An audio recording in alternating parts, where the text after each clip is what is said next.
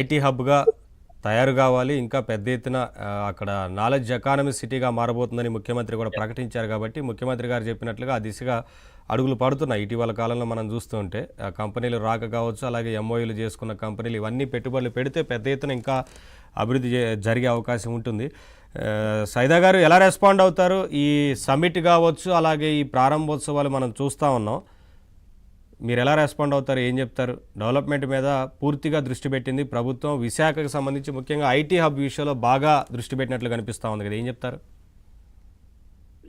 నవీన్ గారు, మీకు పేర్కొన్నటువంటి senior political analyst, senior journalist Durga Sriram garu, అలాగే మిత్రుడు తెలుగుదేశం పార్టీ అధికార ప్రతినిధి బండారు వంశీకృష్ణ గారు, అలాగే ఏబిఎన్ వీక్షకులందరూ కూడా నమస్కారం. ఈరోజు ప్రధానంగా రాష్ట్ర ప్రభుత్వం అధికారంలోకి వచ్చి 1.5 సంవత్సరాలు పూర్తయినటువంటి సందర్భంలో పరిశ్రమల స్థాపనకు పెద్దపీట వేస్తూ పలు దఫాలుగా రాష్ట్ర ముఖ్యమంత్రి గారు అలాగే లోకేష్ గారు విదేశాల్లో పర్యటన చేసి పెట్టుబడులు రావటం కోసం మరి పెద్ద ఎత్తున ప్రయత్నం చేశారు. అందులో భాగంగానే మరి సమ్మిట్ కూడా ఏర్పాటు చేసి భాగస్వామ్య సదస్సుని నిర్వహించి దాదాపు 13.50 లక్షల కోట్ల మరి పెట్టుబడులు వచ్చే విధంగా ఒప్పందం చేసుకోవటం, అలాగే మరో SIPVL ద్వారా 8.50 కోట్ల పెట్టుబడి ద్వారా మొత్తం దాదాపు 20 లక్షల కోట్లు మరి పెట్టుబడులు పెట్టి పరిశ్రమలు స్థాపించేందుకోసం మరి ప్రయత్నం జరగడం పట్ల కాంగ్రెస్ పార్టీ హర్షం వ్యక్తం చేస్తూ ఉంది, సంపూర్ణ మద్దతు తెలియజేస్తూ ఉంది. తద్వారా 20 లక్షల కోట్ల ఉద్యోగాలు కల్పించేందుకు రాష్ట్ర ప్రభుత్వం చేస్తున్న ప్రయత్నాన్ని మేము స్వాగతిస్తూ ఉన్నాం. ఈరోజు ప్రధానంగా ఎందుకంటే గత ప్రభుత్వ 5 సంవత్సరాల హయాంలో జగన్మోహన్ రెడ్డి గారి పరిపాలనలో 3 ముక్కల ఆట పేరుతోటి ఏ విధంగా రాష్ట్రాన్ని ధ్వంసం చేశారో మనం చూసాం. అలాగే విశాఖ నగరాన్ని మనం ఋషికొండను ఏ విధంగా బోడుగుండు చేశారో, ఏ విధంగా 450 కోట్ల రూపాయలతోటి ప్యాలెస్ నిర్మించాడో మనం చూసాం. విశాఖ నగరాన్ని ఏ విధంగా అతలాకుతలం చేశారో, అడ్డపంచెలు కట్టుకొని తెల్ల పంచెలు కట్టుకొని రౌడీలు ఏ విధంగా విశాఖ నగరంలో వీరంగం వేశారో గత ప్రభుత్వ హయాంలో మనం చూసాం. ఏ విధంగా కబ్జాలు చేయడానికి విశాఖ నగరాన్ని దోచుకోవడానికి ప్రయత్నం చేశారో, అలాగే విశాఖ స్టీల్ ప్లాంట్ ని విశాఖ ఉక్కు ఆంధ్రులు హక్కు అని నినదించినటువంటి ఆత్మాహుతి బలిదానాల ద్వారా సాధించుకున్నటువంటి విశాఖ ఉక్కుని అదానికి కట్టబెట్టడం కోసం గత ప్రభుత్వం ఏ విధంగా పాల్పడిందో మనం ఎన్ని చూసాం.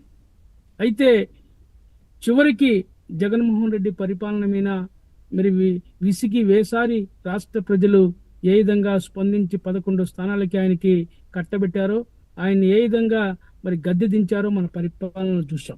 ఈరోజు రాష్ట్ర ప్రభుత్వం మరి ముందు చూపుతోటి ముఖ్యమంత్రి గారు అలాగే లోకేష్ గారు చేస్తున్నటువంటి ప్రయత్నాలు హర్షించదగ్గ విషయం. ఈరోజు మనం చూసినట్లయితే విశాఖ నగరాన్ని భవిష్యత్ నాలెడ్జ్ ఎకానమీ, టెక్నాలజీ, క్వాంటమ్ వాలీ చిరునామాగా ఆంధ్రప్రదేశ్ని మార్చడంలో ప్రభుత్వం కృషి చేస్తున్న దానికి నిజంగా మనందరం హర్షించదగ్గ విషయం. ముఖ్యంగా నేను ఒకటే చెప్తా ఉన్నా. ఈరోజు ఇందాక పెద్దలు దుర్గా శ్రీరామ్ గారు చెప్పారు, ఆయన విశాఖ ప్రాంత వాసి కాబట్టి ఆ ప్రాంత యొక్క నైతిక నైసర్గిక స్వరూపం ఆడున్నటువంటి వాస్తవాలు తెలుసు కాబట్టి ఆయన చక్కగా చెప్పారు. ఎందుకంటే టెంపుల్ టూరిజం ద్వారా మరి దాన్ని ఆ ప్రాంతాన్ని అభివృద్ధి చేయాల్సిన అవసరం ఉంది. విదేశీ పర్యాటకులు ఎక్కువగా మరి ఆ ప్రాంతంలో వచ్చే విధంగా ప్రభుత్వం ఇంకా చర్యలు తీసుకోవాల్సిన అవసరం ఉంది. సముద్ర తీర ప్రాంతం ఉంది అక్కడ. ఆ ప్రాంతాన్ని అభివృద్ధి చేయడంతో పాటు విశాఖ స్టీల్ ప్లాంట్ కూడా ప్రైవేటీకరణ కాకుండా ఆపవలసినటువంటి బాధ్యత కూడా ఈ రాష్ట్ర ప్రభుత్వానికి ఉందని కూడా నేను తెలియజేస్తా ఉన్నాను. ఈరోజు ముఖ్యంగా మనం చూసినట్లయితే నిన్న శుక్రవారం దాదాపు 3,740 కోట్ల పెట్టుబడులతోటి 41,700 ఉద్యోగాలు వచ్చే విధంగా కాగ్నిజెంట్ సంస్థతో పాటు మరో 8 సంస్థలకి శంకుస్థాపన చేయడం అనేది it is not a joke, it is a big మన రాష్ట్రాన్ని కలిసి వచ్చినటువంటి అంశంగా మేము భావిస్తా ఉన్నాం. అయితే ఇక్కడ నేను ఒకటే విషయం చెప్పదలుచుకున్నా. ఎందుకంటే సోదరుడు మన బండారు వంశీకృష్ణ చెప్తా ఉన్నాడు 99 పైసలకి ఎకరా అని. దీన్ని మాత్రం కాంగ్రెస్ పార్టీ తీవ్రంగా వ్యతిరేకిస్తూ ఉంది. ఎందుకు చెప్తున్నానంటే ఈ మాట, ఈరోజు రైతుల భూములు చూస్తూ ఉన్నాం. వేలాది ఎకరాల భూముల్ని మనం చూసినట్లయితే ఇండోసోల్ కంపెనీ మా ప్రకాశం జిల్లా పక్కన ఉన్నటువంటి కరేళ్లో దాదాపు 8,000 ఎకరాల భూముల్ని ఈరోజు వాళ్ళు తీసుకున్నటువంటి పరిస్థితి. ఆ రోజు అధికారం ఉన్నటువంటి తెలుగుదేశం ప్రభుత్వం, వైసీపీ ప్రభుత్వం ఈ ఇండోసోల్ కంపెనీలకు భూములు అప్పచెప్పడానికి ప్రయత్నిస్తే దాన్ని తీవ్రంగా వ్యతిరేకించారు. ఇప్పుడు ఈ ప్రభుత్వం మళ్ళా ఆ ఇండోసోల్ కంపెనీకి సిడ్నీ సాయి ఎలక్ట్రానిక్స్ భాగస్వామ్య సంస్థకి ఏ విధంగా కట్టబెడుతుందో అర్థం కాని పరిస్థితి. మరొక విచిత్రం ఏంటంటే ఇక్కడ మనం గమనించాల్సింది, దాదాపు స్టాంప్ డ్యూటీ ఎంతంటే 11.92 కోట్లు, అంటే దాదాపు 12 కోట్ల రూపాయలు స్టాంప్ డ్యూటీ కూడా ఉచితంగా ప్రభుత్వం రాయితీ కల్పించినట్టు ఇంకేమనాలా? ఈ ప్రభుత్వం ఆ ప్రభుత్వం మాత్రమే వ్యవహరిస్తూ ఉంటే ఏమనుకోవాలా? ఎందుకంటే నేను ఒకటి చెప్తా ఉన్నా, ఎక్కడో గుజరాత్లో ఆ రోజు మోదీ గారు ముఖ్యమంత్రిగా ఉన్నాడు కాబట్టి 99 పైసలకి ఇచ్చారు కాబట్టి ఆడ ఆ రాష్ట్రంలో అనేక పరిశ్రమలు వెళ్ళవలుగా వచ్చాయని చెప్పి మాట్లాడటం అర్థం కాదు. ఇక్కడ గుజరాత్ వేరు, అది ఎడారి ప్రాంతం. మంది ఆంధ్రప్రదేశ్ అంటే ఆంధ్రప్రదేశ్ అన్నపూర్ణలాగా పేరు తీసుకున్నటువంటి ప్రాంతం ఇది. ఈ ప్రాంతంలో మరి పరిశ్రమలు రావడం కోసం ఈ విధంగా పారిశ్రామికవేత్తలకు ఉన్నటువంటి భూముల్ని దోచిపెడితే ఏమనుకోవాలి? ఇక్కడ పారిశ్రామికవేత్తలు వాళ్ళ పెట్టుబడుల కోసం, వాళ్ళ లాభాల కోసం వస్తారు. ఈ దేశాన్నో, ఈ రాష్ట్రాన్నో, లేకపోతే చంద్రబాబు నాయుడునో ఉద్ధరించడానికి కాదు. ప్రాథమికంగా ఈ ప్రభుత్వం అంటే కంపెనీ కాదు సైదా గారు, ఆ కంపెనీల స్థాపన ద్వారా ఉద్యోగ ఉపాధి అవకాశాలు వస్తున్నాయి ప్రత్యక్షంగా పరోక్షంగా. అట్ ద సేమ్ టైం గవర్నమెంట్కి కూడా ఇక్కడ ఆదాయం పన్నుల రూపంలో పెరిగే అవకాశం ఉంటుంది. ఆ ఆదాయం ద్వారా మళ్ళీ సంక్షేమం చేసేందుకు అవకాశం ఉంటుంది. రకరకాలుగా రాష్ట్రాన్ని డెవలప్ చేసుకునే ఛాన్స్ ఉంటుంది కదా. ఇవన్నీ ఆలోచించే పాలసీస్ తయారు చేయడం ఇవన్నీ ఉంటాయి కదా. నేను కాదంటలేదండి, కానీ శృతి మించి, ఎందుకంటే పెట్టుబడులు ఎందుకు వస్తారు? ఈస్ట్ ఇండియా కంపెనీ ఎందుకు వచ్చింది భారతదేశానికి? వ్యాపారంతో పేరుతో వచ్చి దోచుకొని వెళ్ళిపోయింది. ఈరోజు ఇండిగో సంస్థ చూసాం, ఇదే లేటెస్ట్ ఉదాహరణ. ప్రైవేటు వాళ్ళకి 65% విమానయాన సంస్థలు అప్పచెప్తే ఒక్కరోజు బ్లాక్ చేసేసాడు. మొత్తం దేశం మొత్తం అతలాకుతలం అయిపోయింది. లక్షలాది మంది ప్రయాణికులు లబోదిబోమని పడ్డారు. కొన్ని కోట్ల రూపాయలు మరి నష్టపోయారు. ఇట్నే ఉంటుంది. అన్ని ప్రైవేటు పరం చేసుకుంటా పోతే లాస్ట్ కి ఇంకా ఏం ఉండనటువంటి పరిస్థితి. వంశీకృష్ణ గారు, సరే సైదా గారు కొన్ని ప్రశ్నలు లేవనెత్తారు, ఆన్సర్ మీరే చేయాలి. మీరు చెప్పండి, ఏం చెప్తారు?